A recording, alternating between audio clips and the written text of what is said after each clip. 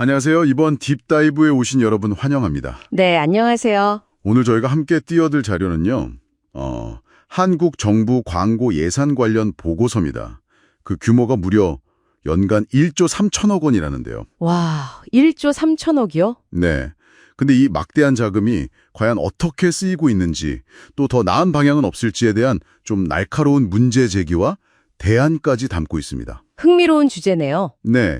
그래서 이번 딥다이브의 목표는 이 보고서가 던지는 핵심 질문, 그리고 미디어 바우처라는 새로운 제안의 내용을 좀 깊이 파악해 보는 겁니다.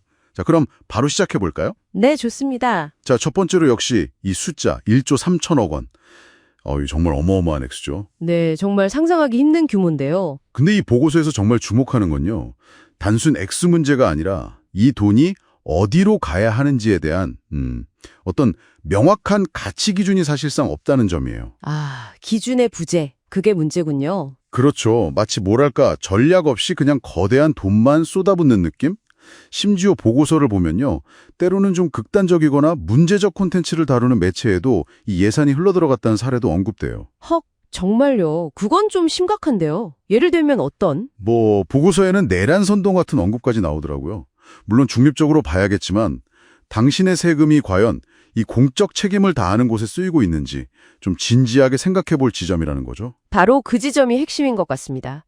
국민 세금으로 모인 공공자금이 결과적으로는 공익에 반하는 활동을 의도치 않게 지원하게 될 수도 있다. 이런 위험성을 지적하는 거잖아요. 맞습니다. 물론 보고서에 따르면 정부 측에서도 이재명 정부 때 이야기가 나오는데 이런 문제점을 어느 정도 인지하고 있었다고 해요.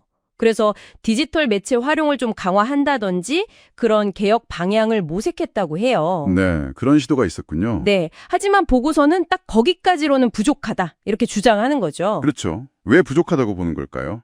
그냥 광고 플랫폼만 인터넷으로 옮긴다고 해결될 문제가 아니라는 건가요? 네, 바로 그겁니다. 어떤 인터넷 언론을 또 어떤 기준으로 지원할 거냐, 이 핵심적인 기준 자체가 여전히 좀 모호하다는 거죠. 아, 기준이 없으면? 네, 기준이 없으면 결국 그냥 누구한테 나눠줄 거냐, 이 대상만 바뀌는 거지 근본적인 문제는 그대로 남는다는 거예요. 하긴 그렇겠네요. 보고서는 이런 식의 접근이 어떤 위험을 내포한다고 보나요? 위험은 명확하죠. 평가의 철학이라고 할까요? 그러니까 어떤 미디어가 우리 사회에 정말 필요한 가치를 제공하는지에 대한 어떤 합의된 기준? 이게 없으면 지원 대상을 아무리 바꿔봤자 결국 또 다른 형태의 불공정성이나 비효율성을 낳을 수밖에 없다는 겁니다. 대상만 바뀐 나눠주기다. 딱 그 말이네요. 네, 보고서는 그렇게 경고하면서 이제 근본적인 평가 시스템 자체를 혁신해야 한다. 이렇게 강하게 이야기하고 있습니다. 그래서 보고서가 내놓은 대안이 상당히 흥미롭습니다. 첫 번째가 사회적 지표라는 새로운 기준인데요.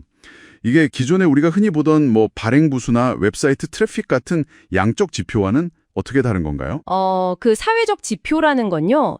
단순하게 얼마나 많은 사람이 보느냐, 즉 인기도나 도달 범위를 넘어서는 개념입니다. 아, 인기도가 다가 아니다. 그렇죠.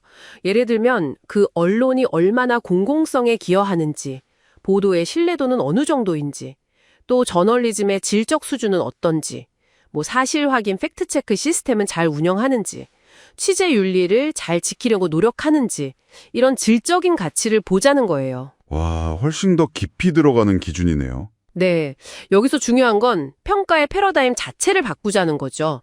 얼마나 많은가에서 얼마나 가치 있는가로요. 굉장히 중요한 전환점 같은데요? 그럼 이 사회적 지표라는 기준이 그 1조 3천억 원이라는 예산이랑은 어떻게 구체적으로 연결이 되는 거죠?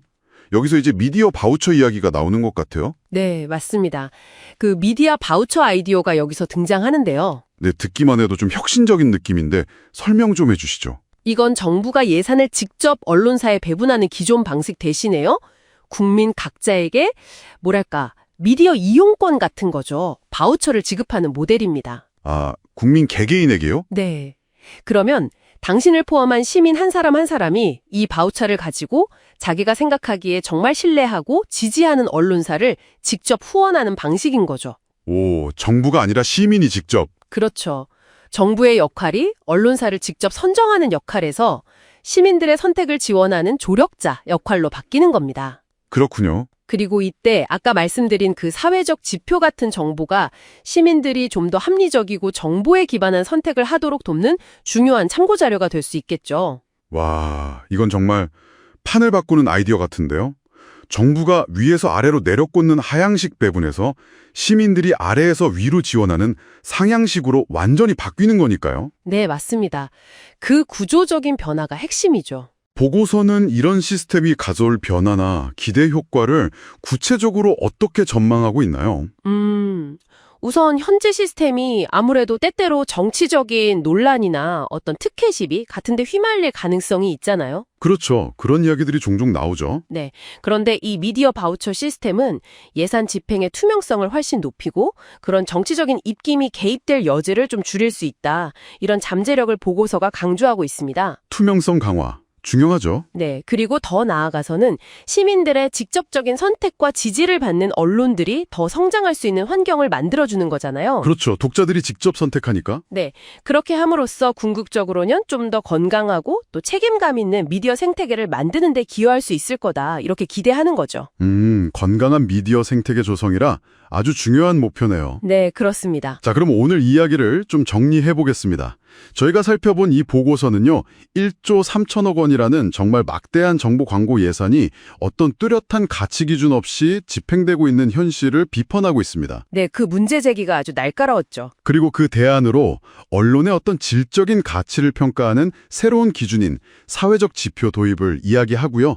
또 시민들이 직접 지원 대상을 선택하는 미디어 바우처 제도를 제안하고 있습니다. 한마디로 더 투명하고 더 민주적인 시스템을 만들자는 제언인 셈이죠. 네, 정확한 요약입니다. 여기서 마지막으로 이 방송을 듣고 계신 당신께 한번 질문을 던져보고 싶습니다.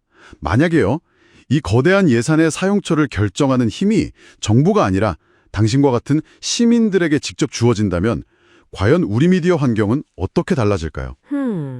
흥미로운 질문이네요. 단순히 조회수나 정권의 눈치를 보는 대신에 독자와 시청자가 정말로 중요하게 여기는 가치에 미디어들이 어떻게 반응하게 될까요? 과연 어떤 종류의 저널리즘이 새롭게 피어날 수 있을지 한번 상상해 보시는 것도 재밌을 것 같습니다.